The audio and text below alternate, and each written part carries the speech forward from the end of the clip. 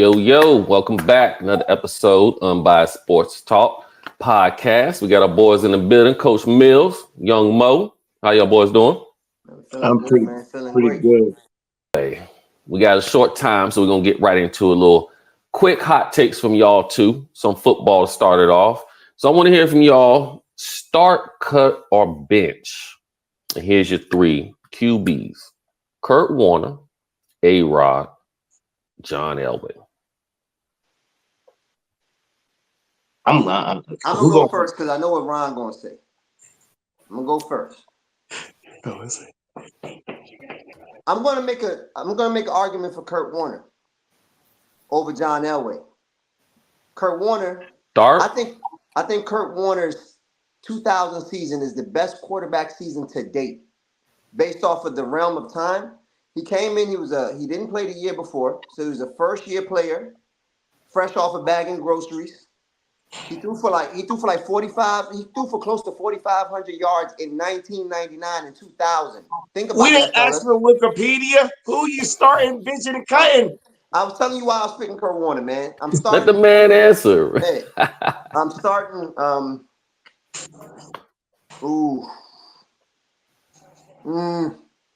right, I'm starting Elway because I'd be disrespectful if I didn't start Elway. He's like the modern day quarterback prototype comparison from way back. John Elway. I'm starting John Elway. I'm going to bench Aaron Rodgers. I'm going to bench Aaron Rodgers. I need Aaron Rodgers on my team. One of the most prolific passers in league history. And then I'm going to cut Kurt Warner. Kurt Warner did have that year in New York, which was like, whoo, you know what I mean? And then he had the last couple of years in St. Louis where he was hurt and competing with Mark Bulger. So there was a little lull period in his career in the middle of it. I'm same thing. I'm starting John. I am benching Kurt, and I'm cutting A-Rod. I knew he was gonna pick. Give us your motivation, man. Hey, the first. Why you cutting A-Rod? He don't know how to win.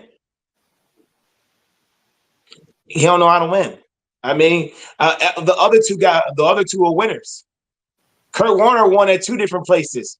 He's won at the Rams. Mind you, he was an arena football quarterback at that. He won at the Rams, and he went ahead and was winning at Arizona and led them to the Super Bowl. Listen, man. There's no Kurt Warner team that won a Super Bowl that did not have four other Hall of Famers on the offense. Not one. The Rams. Torrey Holt should be a Hall of Famer. He's happening. Isaac Bruce already a Hall of Famer. Marshall Faulk, Hall of Famer. Orlando Pace, Hall of Famer. And then you have supplementary role players like Ricky Prohl and Azahir Hakeem. Like, come on, dog. That's a lot of talent on one offense and a mind like Mike Martz. All right. Then you go to Arizona. You have Anquan Bolden and goes crazy. And then you turn around, you get Larry Fitzgerald. You get Edgerrin James. Like, come on. Come on. And you get Alan Faneca. You get Alan Faneca at the guard. Like that's another four Hall of Famers. And I didn't even name Kurt Warner, who is also a Hall of Famer. Come on, man. A-Rod ain't had that kind of talent. So that means he needs the help to go. Everybody needs the help, clearly. No, he really. Everybody that's in this conversation needed the help. He really. Every one of them. John Elway couldn't win a Super Bowl. Remember, John Elway couldn't win a big game. Remember that? Couldn't win the AFC Championship. Fumble at the 1 yard. Remember, like he couldn't win, and then like he got TD. But let's talk about this though. How many Super Bowl appearances have John Elway? I think it's like 4 or 5. Okay, moving on. How many Super Bowl appearances for Kurt Warner? 3. And how many Super Bowl appearances for A-Rod? 1. Next topic. Good point. All right. Good point, Ron. You're right. Ron. We short on time today. So let's swing it over. No, actually, you know what? Bump that. We'll keep it in football right now. So one of your favorite topics, Ron, is Colorado. Mm-hmm. Colorado has been getting a lot of attention, as we know. So do you guys feel that it's too much hype, especially around Travis? You know, people projecting him, I think, top 15 pick in the draft or top pick or something crazy. I don't even know. I haven't been keeping up. You know better than I do. Top 5. There you go, Mo. Thanks. So you feel there's too much hype around these guys? What's your thoughts? I'll go first. I don't think there's too much hype around Travis Hunter. Just because as I started thinking about it more, like that dude is doing so many snaps on both sides of the ball. You know how much shape you have to be in to do that? Like, do you know how much of an asshole coordinators are where they just send a receiver out there and just make him just do go routes and stuff? I think there's one game he did 161 snaps, I believe, in one game. So I don't believe there's too much hype around. I do believe there's too much hype around Sheduer, though. And I say that just because in the sense of where they're trying to place him at. If you are going to be a top 5 pick, right? Yeah. I said it. I don't see him going in there and changing a franchise. I believe whatever franchise he goes to, he's going to need a lot of help. When I think Sheduer, I think Bryce Young. I said it. You need a lot of help. Okay. On one, you're tripping, you're bugging. All right. I think Travis gets a lot more hype because of the duality that he does, but I also think the hype is like insane because we all know the reality. He can't do both in the league, right? He can't do both in the league. So let's stop that hype train and let's just assess him for what he is and what position we think he's going to play best and who's going to draft him, right? He's tough. Yeah, it's tough. He's tough. freaky athletic. He's springy. I get it. But he's not going to play like this in the NFL. His own coach was a two-way player, and he only played sparingly in some offenses during the course of his career. He had punt return ability also that we saw. So we've seen the electricity, right? Early. We saw that first before we even seen him play receiver. So if his coach couldn't handle a full workload, come on, let's not be crazy here. He's going to have to play the Miami Dolphins one game, and he's going to have to check Tyreek Hill for 70 plays and then turn around and try to beat Jalen Ramsey for 50 plays? I don't think Deion couldn't do it. I think in the NFL, there's too much of an investment where I'm investing into you where I need to maximize you on one side of the field and everything. So why wear you out? You know what I mean? Let me just keep you here. That's my point. That's my point. We know that that's not going to happen in the NFL. So let's stop the crazy hype about the duality. He can do that in college. We've seen college players do it before. The last good college player I've seen do it was Chris Gamble. I think people keep forgetting that Chris Gamble played receiver and corner, and then he got drafted first round to the Carolina Panthers.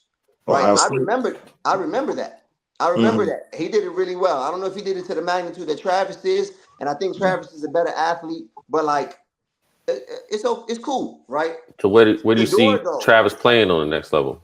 I think, me personally, for Bucks and whatever, I think that he should play receiver because he knows where he's going. He's electric with the ball in his hand afterwards, right? I knew Ron was going to say no on this. I already picked my side. I already knew I was waiting for that question. I think he should play receiver. They got a higher price tag right now, right? Number two, he knows where he's going. And he's electric with the ball in his hand. So early on, he doesn't have to be like that great of a route runner early on. He can learn that because he does so much after the catch.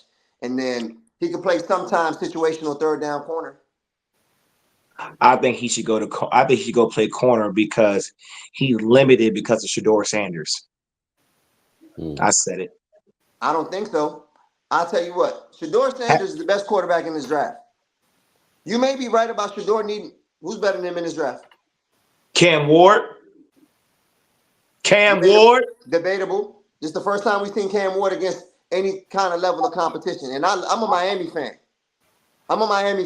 Sheduer has all the moxie. Sheduer has all the professionalism. Like, we've seen Sheduer in multiple offenses. Sheduer has NFL coaching since he started, even dating back to Jackson State. That's a privilege from his dad. Sheduer has an understanding of football, the football game, that his IQ is really, really high. Cam Ward is a great passer of the ball, but he also comes from a pass-dominant school in Washington State, where we've seen plenty of quarterbacks come out of that system and not matriculate to be anything. Now he's in the ACC, and he's going off, but he's on a loaded roster in Miami. And a weak ACC, like you said at the beginning of the year. So Yeah, but okay, let's nip this because let's see this trend that we're seeing in the NFL, and it may be the third year. The only thing I'm not gonna say is I don't think this applies to Sheduer for what I said about Caleb Williams and for what I said about Bryce Young. I don't think this applies. So hear me out. Notice 2 years in a row, the second quarterback is doing better than the first one. Why? Because both of the second quarterbacks are peaking at the right time versus the other ones who won the Heisman, and in the following year, they started declining. Now, I don't think Sheduer is going to decline, but I also feel like the amount of footage that we're having on him and everything, we're starting to find holes in his game. We're not seeing no holes in Cam Ward's game. You know why? Because he's peaking in the right direction. Now, I'm not dismissing your point though about the competition. I think you're absolutely right about that, right?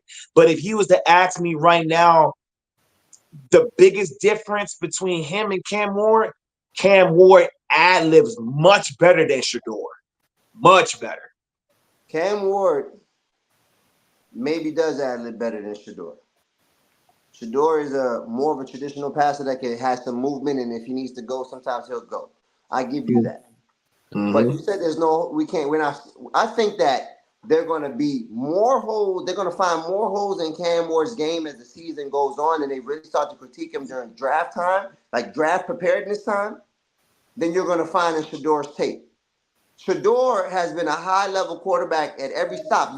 When he was at JSU, they said that he needed to play high-level competition. The only thing Sheduer is going to have not in his favor is this season either needs to end in a bowl game, which they're on track to do. If they get 2 more wins, I believe, they'll be bowl eligible, which would be a big deal because he would have turned a perennial loser to a bowl team appearance in 2 years, which would be a notch on his belt. But he doesn't have that significant win yet. He doesn't have that win. Who's that? Sheduer. Sheduer doesn't have that win where you could date back to, like, you know what, that game right there, yada, yada, yada. You know what I mean? I haven't seen that win yet. The crazy thing is, though, and it's a little bit of another topic. Does he even play in a bowl game? Yeah, he'll play. He has absolutely. To. He has to. It's his father's first bowl game. Hold on. I'm just saying this, right? First bowl game. I'm just saying this, right? Your team didn't make the 12 team playoffs. He's playing. Ron. Okay. It's his father's first bowl game, and he lost the bowl game, the Black Bowl game. Remember? The championship game, he lost that. He needs to leave college with a win or some kind of championship type situation to help the portfolio. That's the one knock I have on Sheduer, if I'm being honest. I have not seen that win where I'm like, Sheduer brought them back, or Sheduer dominated this game to the point where this game was over with. A significant win. I ain't seen it yet. I think if they would have completed that comeback 2 weeks ago where he threw that interception, being greedy on 4th down for the game, I think that would have been a significant win. That would have been significant. For me, because I know you're about to go. For me, is this. I think Sheduer can only do what basically that's within his realm. I think we're asking a lot of him because we already know football's a team sport. It takes more than just a quarterback to win a ball game and stuff. And plus, he just like how Cam Ward, they gotta deal with the hand is dealt, right? Like their toughest team, I think so far was Kansas State, and he did a pretty good job. But I will say he needed to win that game though. I think the biggest thing they're gonna be questioning is his deep ball. His deep ball is like okay to below average, to be honest with you. Just be honest with you. When I see too many receivers slow down to go catch his deep ball. He has yet to hit a dude in stride. Shoot me. Okay. Cap. All right.